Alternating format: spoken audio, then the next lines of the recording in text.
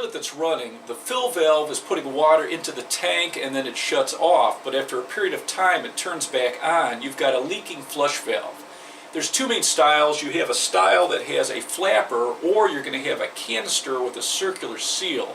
If you have a flap style flush valve, there's three sizes. You have 2-inch, 3-inch, and 4-inch. So you're going to have to lift up the flap and measure the inside diameter of the flush valve, and in this case it's 3 inches. And I like this Corky 3060. This is a universal flap for 3-inch flush valves, and this is going to fit a standard size 3-inch and an oversized 3-inch. The arms are very unique. If you have a standard 3-inch flush valve, you leave the arms inside. If you have an oversized, you can spin them to make the arms wider. And then this also has openings so you can adjust how long the flap stays open. To replace the old flap, you want to turn off the water at the shutoff valve. We're going to flush it, and now all we have to do is unsnap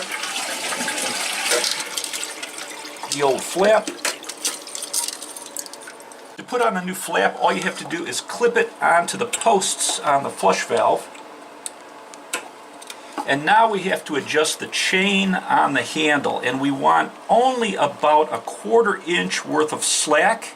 And if your chain is long like this is, I'm going to cut off the excess chain, and that way it won't get underneath the flap. I put the hook right on a hole that's going to be directly over the flap. I don't want it too far off to either side, so it's pulled straight up. And now that the hook is on here, I'm just going to pull up the chain till it has about a 1/4 inch worth of slack, and then I know which piece of the chain to use on the hook.